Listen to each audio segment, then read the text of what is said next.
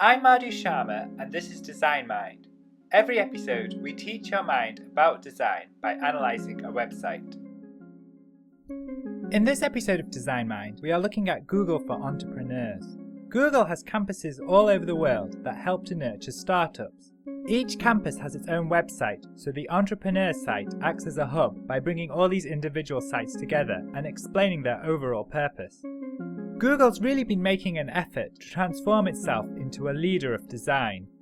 As we will see, the entrepreneur site has a number of great ideas, but the execution suffers from a few problems. The site starts with this large photograph. The white border around the image is a nice touch. It defines a boundary for the image, which helps to focus its attention. Unfortunately, as we will now examine, the actual image itself is a little on the weak side. Generally, large images like this are used on websites to create atmosphere. They are designed to transport us to other locations, bringing the emotions of that space. By doing this, they can form a deep emotional connection with the user. An image for an entrepreneur's website should take us to a modern dynamic office so we can feel all the exciting emotions associated with starting a new business, such as hope and the freedom of breaking away from the normal office job drudgery. But this image doesn't do that at all. The subject in the photo has his or her back turned to us, which is not welcoming and is quite unfriendly. There's no story about this person. We don't even know their gender. Worse still, the subject's holding a cup of coffee, so there's a sense that we are intruding on his or hers break time. Instead of inviting us on a journey of new possibilities, this photo is telling us to go away. The subject seems to be looking out of the window, but the view is terrible. It just consists of large, overimposing, drab grey buildings. There's no bright blue skies. This is the office drudgery that we are trying to escape from. The text treatment is also quite poor. The text intersects with too many objects in the photo, which creates lots of friction in the reading process. This friction also affects the Google logo in the top left corner. On a website, the logo and the key headline should be clear and effortless to read. The friction on the Google site makes us subconsciously associate negative values with the brand. Things improve as we scroll down, as we get to these thumbs, which do an excellent job of telling the story behind the business. At the top of each headline are Google Map markers, which display the location of the business. This is excellent, as knowing the location makes it easier to establish a narrative. The headline gives a great at-a-glance summary of the business, while the button at the end tells us about the person behind it. Unlike the opening photo, these thumbs establish a narrative connection about the project. Unfortunately, it's the photos that let things down. As mentioned before, entrepreneurship is all about possibility and hope. These photos use dark, shadowy colours, which feel gloomy. The subjects are also weak. This guy looks miserable, while this guy is ignoring us. Hover over the images and they brighten up considerably, and so fit in more with the entrepreneurship ethos. I get the impression that the designer of this page was very concerned with providing good hover feedback when the user mouses over the thumbs, and so darkened the resting state of the photos to make the hovering more obvious. However, in doing so, he or she was completely oblivious to how darkening the photos would change their meaning. Scroll down and we get these two sections, highlight and get involved. The main problem is that these links don't provide any motive for the user to click on them. The Get Involved section looks like it's just been placed there to copy other websites that use social media buttons. Hover over the buttons and pop-up bubbles appear that explain the benefits of the social media links.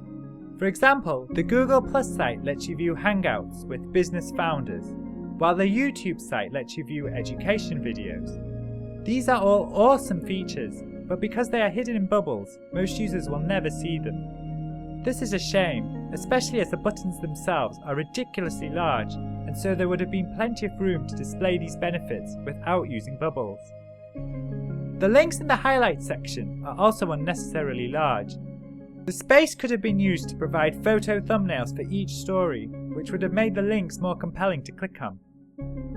At the bottom we have this mission statement, which is in a green box.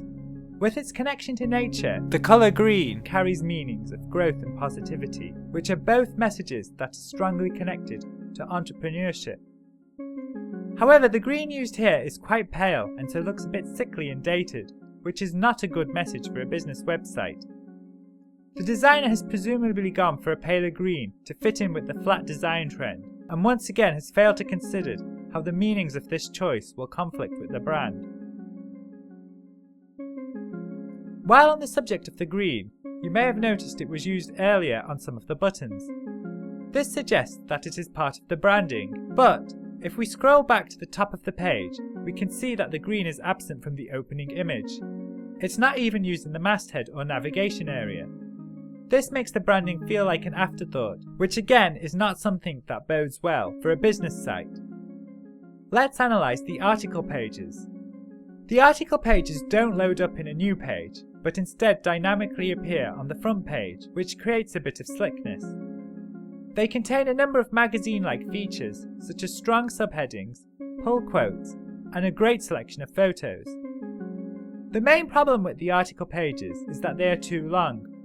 Web users tend to scan read pages, but by being so long, the article does nothing to assist this. Even the pull quotes are quite wordy. This doesn't mean that long articles cannot exist on the web, but they have to provide at-a-glance information, as this will help to convince the web user that reading the long article is worth their time. At the bottom of this article are the words "continue reading." The wording makes the text seem like it is a link that provides more information about the current story, but in reality it's just a headline for the thumbnails that are underneath.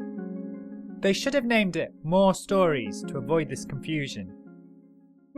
Let's now analyse some of the other pages on the website. The other pages on the site follow the design of the homepage and so inherit its strengths and weaknesses. For example, this image for the About page is really great. Unlike the homepage, it brings in all the excitement of starting a new business.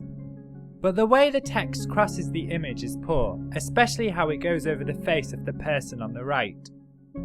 The image for the campus page suffers from the same problem as the homepage, in that the subject has their back turned to us. However, at least there's a bit more of a story here, as we have a better idea of what this business is about, and we can even see the company name. The image for the start page is much better, as the subject is facing us and we can see them working. But the text again goes over the subject's face, which acts as a barrier to forming an emotional connection. Let's analyse the navigation. The navigation is relatively simple, consisting mainly of text. An underline is used to indicate a hover state. Scroll down and the navigation changes to this tethered mode. I'm normally a fan of tethered navigation, but I don't think it works well here, as it's too big and there's too much padding space. As a result, it ends up distracting too much when scrolling down the page. As mentioned earlier, they should have also incorporated the green colour to strengthen the branding. Even something simple as putting the active link in green would have helped greatly. Let's look at the site on mobile. Like many websites these days, the mobile version simply collapses everything into one column. As we discussed earlier, a lot of the elements in the design are quite large. This is a problem for the mobile version, as these elements become quite cumbersome to browse. Shrinking down some of these elements for mobile would have helped considerably. Let's discuss the hub site concept in general. As discussed, this is a hub site, as Google has campuses all over the world, each of which have their own website.